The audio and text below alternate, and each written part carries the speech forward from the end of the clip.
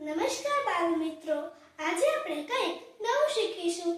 ક થી છ સુધીના મૂળાક્ષર અક્ષરો. ચાલો તો બધા બોલીએ. ક ક ક ક ક ક ક.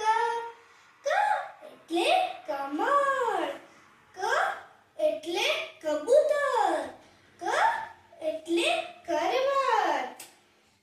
ખ ખ ખ ખ ખ ખ ખ. ખ એટલે ખર. ખ એટલે ખટારો. ખ એટલે ખડિયા. ગ ગ ગ ગ ગ ગ ગ. ગ એટલે ગણપતિ. ગ એટલે ગધેડો. ગ એટલે ગલગોટો. ગ ગ ગ ગ ગ ગ ગ. ગ એટલે ઘર. ઘ એટલે ઘડિયાળ. ઘ એટલે ઘઉં. ચ ચ ચ ચ ચ ચ ચ. ચ એટલે ચકલી.